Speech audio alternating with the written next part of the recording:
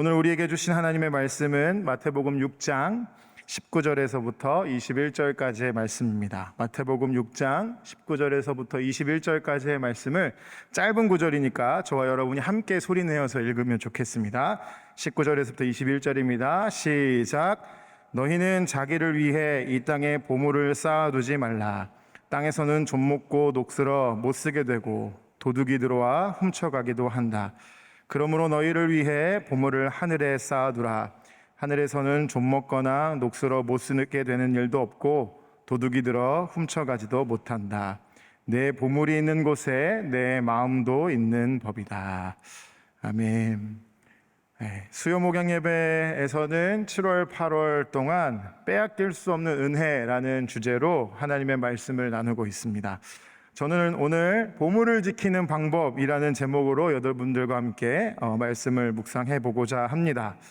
우리가 가진 모든 것들은 우리 손에서 자생한 것이 아니라 하나님으로부터 온 것임을 우리는 믿음으로 고백합니다. 주일 헌금을 드리는 이유가 우리가 가진 것이 내 것이 아니라 하나님이 주신 하나님의 소유임을 고백하는 행위이지요. 더 나아가서 내 자신도 하나님의 소유이며 하나님이 우리의 주인이 되심을 고백하는 것이 예배라고 할 수 있겠습니다. 오늘도 그 마음으로 우리가 예배하고 있는 줄 믿습니다. 성경은 하나님께서 우리에게 위임하시고 또 다스리라 하시는 이 하나님의 뜻에 다스리라 하신 것은 하나님의 뜻에 따라 다루고 사용해야 한다고 강조합니다. 권력도 또 힘도 또 재물도 은사도 하나님이 주신 것이라고 고백하는 사람은 절대로 그것을 자신의 어떠함을 위해서 사용해서는 안 된다라고 성경은 지속적으로 가르치고 있습니다. 하나님께서 주신 것을 자신의 욕망에 따라서 함부로 사용한 사람들이 어떠한 비극적 결말을 맞았는지는 다 열거하지 않아도 우리 머릿속에 한 사람쯤은 떠올릴 수 있을 것입니다. 오늘 말씀을 표면적으로 우리가 보면 재물에 대한 예수님의 가르침으로 읽혀집니다. 그래서 많은 경우에 헌금에 대해서 설교를 하거나 또는 재정을 관리하는 부분에서 많이 인용되어 있는 구절이기도 하죠. 그런데 오늘 저는 여러분들과 이 말씀을 조금 더 넓은 의미로 함께 상고해 봤으면 좋겠습니다. 몇 가지 제가 이 말씀을 묵상하면서 했던 질문들을 여러분들에게 소개하면서 이 말씀을 함께 살펴보고자 합니다. 첫 번째 질문은 이것입니다. 왜 쌓아두는가? 왜 쌓아두는가 하는 것입니다. 19절, 20절을 다시 한번 우리가 읽어볼 텐데요. 한번 이 문장의 구조를 한번 좀 보시면서 읽어보시면 좋을 것 같습니다. 같이 읽어보겠습니다. 시작. 너희는 자기를 위해 이 땅에 보물을 쌓아두지 말라. 땅에서는 좀 먹고 녹슬어 못 쓰게 되고 도둑이 들어와 훔쳐가기도 한다. 그러므로 너희를 위해 보물을 하늘에 쌓아두라. 하늘에서는 좀 먹거나 녹슬어 못 쓰게 되는 일도 없고 도둑이 들어 훔쳐가지도 못한다. 본문에서 예수님은 누구를 위해서 보물을 쌓아두라고 말씀하시지요? 19절에서는 자기를 위해, 20절에서는 너희를 위해 이렇게 표현하고 있습니다. 좌우지간 보물을 쌓아두는 것은 저와 여러분을 위해서 쌓아두라고 하시는 거란 말이죠. 보물을 쌓아두는 1차적인 목적은 누구를 위함이다? 너희를 위함이다 라고 예수님이 말씀하고 계시는 것입니다. 사람은 왜 쌓아두려고 할까요?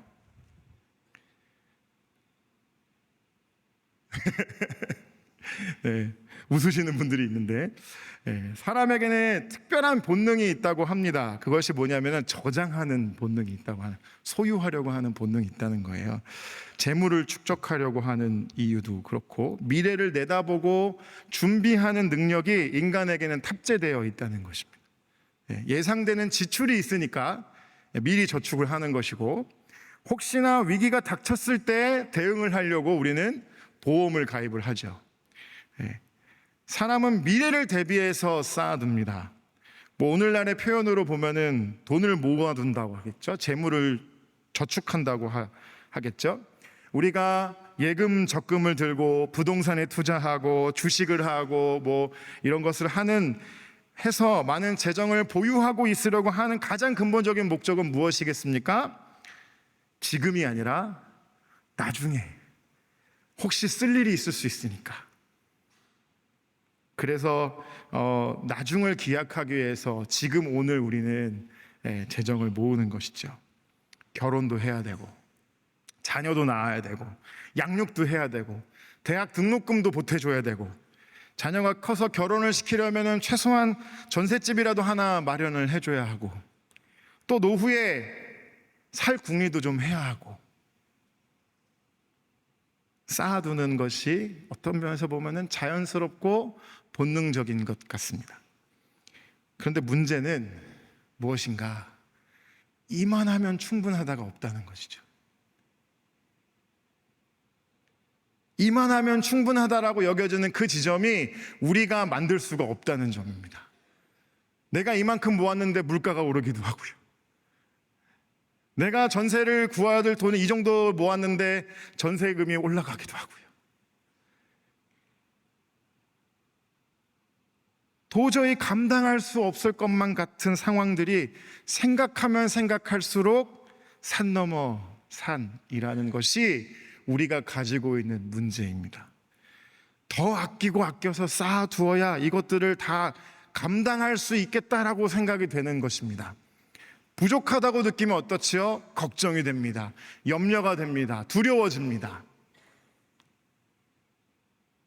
이러한 우리의 형편에서 예수님이 말씀하시는 이 말씀을 다시 한번 볼까요? 하늘의 보물을 쌓아두라. 여러분 어떻게 이해하시고 받아들이시겠습니까? 저는 처음 본문을 이 부분을 정하고 묵상하면서 생각 들었던 게 이거였어요. 하나님, 땅에서 쌓아놓을 것도 없는데 그 사람들은 어떻게 하늘을 향해서 쌓아둘 수 있을까요? 여기도 사실은 지금 힘든데 어떻게 하늘에 쌓아두라는 말씀이시죠? 세상이 내 마음대로 돌아가지 않는데요. 그래서 더 불안해지는데요. 그래서 더 쌓고 싶은 마음이 드는데요. 사람들은 그렇습니다. 내 불안과 염려가 해소되고 이만하면 충분하다고 생각될 때까지 쌓습니다. 그런데 왜 내 마음은 계속 걱정이 되는 것일까요? 왜 세상은 내가 맘먹은 대로 움직여지지 않는 것일까요? 쌓아도 왜 안심이 되지 않는 것일까요? 사랑하는 여러분, 이 중에서도 아마 자녀를 위해 문제로 기도하고 계시는 분들도 있을 건데요. 지금 청년 세대들이 겪는 가장 큰 어려움 중에 또 일종의 어떤 분노가 생기는 지점 중에 하나가 이것 아니겠습니까? 열심히 노력하고 공부해서 대학도 나왔고 나름 전문성도 쌓았는데 열심히 일해서 돈을 모았는데 왜 현실은 이런가? 나는 결혼할 수 있을까? 결혼하면 집은 구할 수 있을까? 아이를 낳아서 양육은 할 수 있을까? 아이를 낳고도 나는 이 일을 계속할 수 있을까? 그래서 애초에 어떻게 해요? 이런 부담을 지기 싫어서, 고민하고 싶지 않아서 포기하는 거 아니겠습니까? 사랑하는 여러분, 우리 예수님은요, 이 근심과 걱정들, 염려들을 너무 잘 알고 계셨던 것 같아요. 오늘 본문을 한번 자세히, 제가 아까 처음에 읽을 때 구조를 한번 살펴보라고 말씀을 드렸죠. 19절과 20절은요, 구조적으로 서로 대꾸를 이루고 있어요. 그래서 이 땅에 보물을 쌓아두지 말고 하늘에 쌓아두라고 말씀하시면서 땅은 좀먹고 녹슬어 못 쓰게 되고 도둑이 들어와 훔치게 되지만 하늘에서는 그렇지 않아 라고 말씀을 하고 계세요. 똑같이. 말씀 그대로 보면 우리가 보물을 하늘에 쌓아야 되는 이유는 하늘에 쌓아두면 좀 먹거나 녹슬거나 못 쓰는 일이 없고 도둑이 드는 일이 없다라는 것입니다. 한마디로 요즘 언어로 말씀을 드리면 이거예요. 리스크가 없다. 손실이 나지 않는다. 쌓아둔 대로 그대로 있다. 그래서 안심해도 된다 라는 말씀이 아니겠습니까? 결과적으로 예수님이 이 말씀을 하신 첫 번째 목적은 쌓아두어야 하는 이유, 그것에 대한 왜 쌓아두어야 하는가에 대한 근본적인 관심에서 출발했다고 생각됩니다. 뭔가 쌓아두어야지만 안심하고 뭔가 쌓여 있어야지만 불안하지 않은 우리의 모습을 보시면서 그 내면의 근원적인 본능을 보시면서 예수님이 우리에게 하시는 말씀이라는 것입니다. 미래를 향해서 불안하고 걱정되고 염려하고 예민해지고 있는 우리의 모습을 향해서 주님이 말씀하시는 것입니다. 내 미래는 내 손에 있는 것이 아니라 하나님 손에 있으니 안심하라. 이 땅에서 너무 마음 쓰지 말고 내 마음을 하늘에 두는 게 어떻겠니? 하나님을 의지하는 것이 더 리스크가 없는 방법이지 않겠니? 너의 미래를 책임지시고 인도하시는 하나님이 살아계시다고 고백하는 것이 더 확실한 방법이 아니겠니? 라고 주님은 우리에게 말씀하시는 것입니다. 하나님은 언제나 우리에게 하늘의 평안을 누리기를 원하십니다. 애굽의 압제에 의해서 신음하고 있는 이스라엘 백성들을 이끌어내시기로 하나님이 결심하시면서요, 모세에게 나타나시죠. 그래서 모세에게 어떤 말씀을 하시는지 우리가 지금 한번 살펴보면 좋겠습니다. 출애굽기 3장 7절에서부터 10절인데요 우리가 같이 한번 읽어보면 좋겠습니다. 같이 읽겠습니다. 시작. 여호와께서 말씀하셨습니다. 내가 진실로 이집트에 있는 내 백성들의 고통을 보았으며 그들의 감독관들 때문에 울부짖는 소리도 들었다. 나는 그들의 고통을 잘 알고 있다. 그래서 내가 내려온 것이다. 내가 그들을 이집트 사람들의 손에서 구해내고 그 땅에서 그들을 이끌어내어 아름답고 넓은 땅, 젖과 꿀이 흐르는 땅, 곧 가나안 족속과 헷 족속과 아모리 족속과 브리스 족속과 히위 족속과 여부스 족속의 땅으로 인도할 것이다. 이제 이스라엘 백성들의 울부짖는 소리가 내게 들렸고 이집트 사람들이 그들을 억압한 것을 내가 보았다. 그러니 이제 너는 가거라. 내가 너를 바로에게로 보내 너로 하여금 내 백성 이스라엘 자손을 이집트에서 이끌어내게 할 것이다. 하나님 뭐라 그러세요? 하나님이 보았다라고 들었어요. 하나님이 들었다라고 말씀하세요. 애굽의 그 압제에 힘들어서 신음하는 그들의 신음소리를 하나님이 들으셨고 하나님이 보셨고 이제 무엇을 하실 것이다? 그들을 이끌어내서 젖과 꿀이 흐르는 가나안 땅으로 인도하여 내겠다 라고 모세에게 말씀하셨습니다. 저는 오늘 우리 주님이 이 말씀을 우리에게도 동일하게 하고 계신다고 믿습니다. 애굽을 살펴보면요 우리가 지금 살고 있는 모습과 너무 닮아 있음을 보게 됩니다. 게으르고 나태한 모습을 보이지 말고 끊임없이 벽돌을 생산하라고 채찍질하면서 할당량을 채울 때까지 쉬지 못하게 하는 그 시대, 그 할당량이 채워지는 게 있었을까요? 없었을까요? 없었겠죠. 이 정도 채웠다 하면 더 생산하라고 했겠죠. 그 시대, 그 바로의 압제에서 하나님은 그들을 이끌어내시기로 결심하십니다. 그리고 광야에서 그들에게 계명을 주시는데 그 계명에 무엇이 들어있는가? 안식하라 말씀하십니다. 가나안 땅으로 나아가면서요 하나님께서 만나와 메추라기로 끊임없이 그들을 먹이시지요. 그런데 딱 하루 만나가 내리지 않습니다. 언제 안 내리죠? 안식일에 안 내려요. 대신에 그 전날 2배로 내리죠. 안식일만큼은 거두는 수고조차 하지 않도록 하시는 것입니다. 가만히 생각해 보십시오.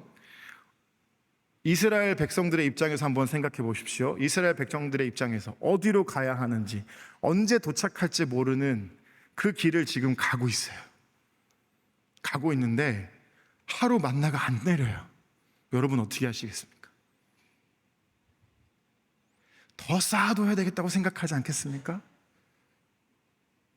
월요일부터 쌓아놔야지 우리가 혹시 안 내리면은 대비할 수 있지 않겠습니까? 않을까라고 생각하지 않겠습니까? 본능적으로 쌓아두려고 하는 생각이 들겠죠. 만나를 저장하고 보관하는 시도를 했을 것입니다. 특히 안식일에 안 내리니 불안감이 더 했을 것 같아요. 그래서 아마도 더 모으려는 시도를 했었던 것 같아요. 그런데 하나님이 어떻게 하십니까? 만나를 하루 이상 보관하면 사라지게 만드셨어요. 일용할 양식 이상으로는 쌓아두지 않게 만드셨어요. 왜일까요? 그 길을 인도하시는 하나님이 계시다는 믿음을 가르치시기 위한 것입니다. 하나님을 온전히 바라보고 의지하게 하기 위해서입니다. 날마다 신실하게 만나와 매출하기를 내리시는 주님을 믿게 하기 위해서입니다. 그들을 인도하시고 미래를 여시는 분은 누군가? 하나님이시라는 것을 그들이 광야의 생활을 통해서 배우기를 원하셨던 것입니다. 하나님이 우리에게 안식일을 주시는 것은 자신들의 힘으로, 자신들의 능력으로 이것들이 성취되는 것이 아니라 하나님이 그들의 미래를 이끌어 가시니 염려하지 말라, 안식하라 말씀하시는 것입니다. 사랑하는 여러분, 보물을 하늘에 쌓아두라고 말씀하시는 이 말씀의 핵심은 이 땅에서의 염려를 쌓지 말고 하늘의 소망을 쌓아라 라는 말씀인 것입니다. 제가 했던 두 번째 질문은 이것입니다. 무엇인가 하면은 자막을 한번 보여주시겠어요? 네. 그렇다면 하늘에 쌓아둔 것은 언제 누릴 수 있는가? 가끔 우리는 이 본문을 저축의 느낌으로, 개념으로 이해를 하기 쉽습니다. 그래서 쌓아두면 언젠가 인출할 날이 있을 것이다 생각하게 되죠. 저축을 하면 이자도 받고 만기가 되면 목돈을 받는 기쁨이 누려지지 않습니까? 그러니까 우리가 하늘에 이렇게 쌓아두면은 언젠가 만기가 되면 받게 될 것이다. 그렇게 이해하기 쉽습니다. 그런데 우리가 말씀을 깊이 한번 보면 이렇습니다. 예수님은요, 어떻게 말씀하셨냐면요, 시간적 개념으로 말씀하시지 않고 공간적 개념으로 말씀하셨어요. 예수님은 땅이 아니라 하늘에 쌓아라 라고 얘기하셨지, 만기가 언제야를 말씀하시지 않았다는 거예요. 언제 너희들이 받을 거야 라고 말씀하시지 않았다는 거예요. 이 땅이 아니라 하늘에 쌓아라 라고만 말씀하셨어요. 예수님은 공간에 대해서 말씀하셨는데 우리는 벌써 이 말씀을 받는 순간 어떻게 생각해요? 만기를 생각해요. 그것을 내세 천국 가면 받을 거야. 맞죠? 맞습니다. 그렇지만 예수님이 하신 이 말씀은요, 이 생의 일들은 다 집어치우고 내세하만 준비하라 라고 말씀하시는 것이 아닙니다. 아까 제가 첫 번째 질문에서 다루었죠. 미래는 주님의 손에 있고 우리의 미래를 인도하시는 분은 하나님이신데, 그것을 고백하는 사람들이 우리가 받을 것을 미리 준비하는 것처럼 하늘에 쌓는다? 말이 안 되죠. 예수님의 이 말씀은 내세 받을 상급을 위해서 준비하라 라는 말씀으로만 이해해서는 충분하지 않습니다. 우리가 보물을 쌓아야 될 곳이 어디죠? 성경에서 어떻게 얘기합니까? 하늘에 쌓아야죠. 하늘은 누가 계신 곳입니까? 하나님이 계십니다. 하나님이 나중에 계십니까? 지금도 계십니까? 지금도 계시죠. 이 땅에서 쌓지 말고 하늘에 쌓아라라고 말씀하신 이 말씀은 이 세상의 삶은 도외시하고 내세를 위해서 하나님께로만 바치라라고 의미를 해석한다면 우리 하나님을 정말 옹졸하게 만드는 말씀이 아니겠습니까? 오히려 하늘에 쌓은 것은 미래를 대비하는 이 저축의 개념보다는 지금 오늘 쌓은 것을 우리가 누리는 것이라고 말씀할 수 있겠습니다. 한 신학자가 이렇게 얘기했는데요. 한번 자막을 통해서 보여주시면 우리가 같이 읽어보면 좋을 것 같습니다. 네, 같이 읽어보겠습니다. 시작. 보물은 미래뿐만 아니라 지금도 누릴 수 있는 보물이요, 지상에 쌓아둔 모든 물질이 겪는 문제에서 자유로운 보물이다. 우리가 하늘에 쌓아두는 보물은 미래뿐만 아니라 지금도 누릴 수 있는 보물이요, 지상에 쌓아둔 모든 물질이 겪는 문제로부터 자유로운 보물이다. 곧 지금도 살아계셔서 우리 가운데 거하시는 하나님을 발견하는 것, 그 임재 가운데 살아가는 것, 그것을 배워가는 것, 그것이 우리가 누리는 보물이라는 것이죠. 현실을 도외시하는 것이 아니라 이 어려운 현실 가운데 오히려 더 적극적으로 우리와 함께 하시는 하나님과 동행하는 것이 하늘에 쌓는 보물, 그리고 그 보물을 우리가 누리는 삶이라는 것입니다. 사랑하는 여러분, 이 땅에 보물을 쌓아두려고 하는 사람은 불안합니다. 염려합니다. 근심합니다. 손해를 볼까봐 예민해집니다. 내가 피해를 보지 않기 위해 오히려 먼저 다른 사람들을 다치게 합니다. 그런데 그 똑같은 현실을 살더라도 하늘의 보물을 쌓는 사람은 안심합니다. 두려워하지 않습니다. 담대합니다. 때로는 누군가를 살리고 세우기 위해서 손해도 기꺼이 보기도 합니다. 왜냐하면 그 하나님, 그 하늘에 계신 하나님이 지금 여기도 나와 함께 하시기 때문입니다. 내 미래를 신실하게 이끌어 가시는 하나님이 지금 여기 내 곁에 살아계심을 고백하기 때문입니다. 사랑하는 여러분, 지금 여기에 우리의 현실 속에 하나님이 계십니다. 우리와 함께하고 계시고 마치 애굽에서 그들을 인도하셨던 하나님이 동일하게 우리와 함께 하시며 우리를 인도하고 계십니다. 그 하나님을 누리시기를 축복합니다.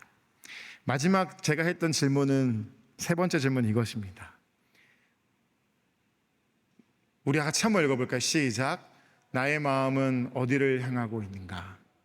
우리 21절 말씀을 다 함께 한 번 더 읽어보도록 하겠습니다. 시작. 내 보물이 있는 곳에 내 마음도 있는 법이다. 예수님께서 너무 멋진 결론을 내셔서 제가 이것을 더 설명하기가 어려울 지경이었어요. 내 보물이 있는 곳에 내 마음도 있다.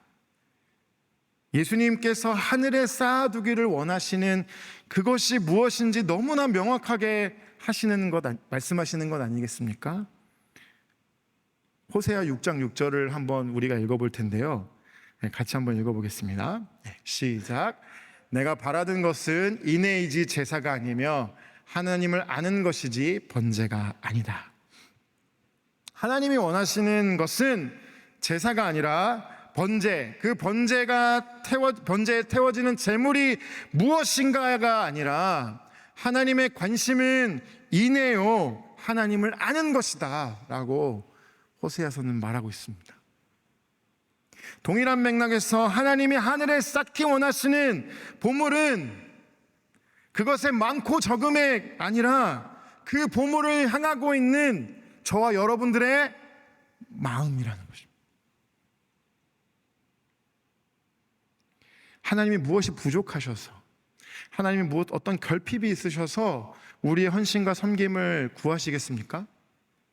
하나님이 가난하셔서, 하나님이 궁핍하셔서 우리가 헌금을 많이 하고 많이 바치기를 원하시겠습니까? 아니죠. 하나님께서 우리에게 바라시는 것은 오직 하나, 우리의 앞길을 책임지시는 신실한 하나님을 믿는 믿음, 주님을 향한 우리의 마음, 주님께 온전히 의지하려고 하는 우리의 태도, 주님을 바라보는 우리의 시선, 그리고 주님의 부르심과 소명을 따라서 살려고 애쓰는 우리의 사랑과 열정을 원하시겠죠. 사랑하는 여러분, 하나님이 이 땅에 보물을 쌓아두어서 잃어버릴까 봐 노심초사하고 고통받고 낙심하고 포기하는 모습을 우리 하나님이 보시고 싶으시겠습니까? 하나님이 너무나 아름답게 창조하시고 놓고 너무나 감격스러워하셨던 이 존재들이 그렇게 신음하고 고통받고 어려워하는 것을 보시며 좋으시겠냔 말이에요.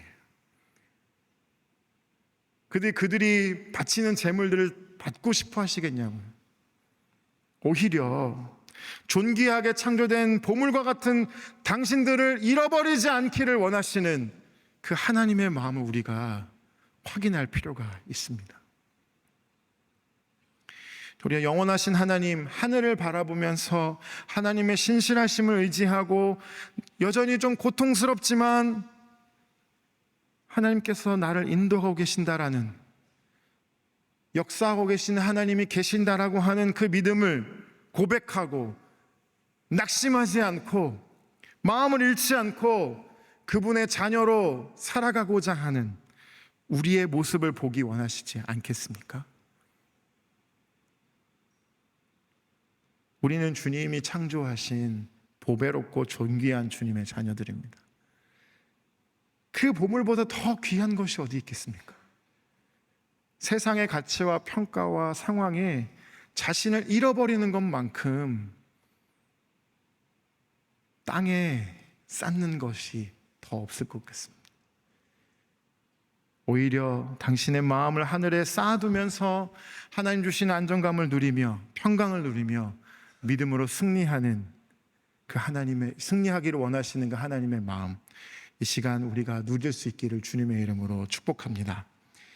말씀을 마무리하겠습니다. 보물을 지키는 방법은 아주 사실은 단순합니다. 우리의 마음이 주님을 향하면 되는 것입니다.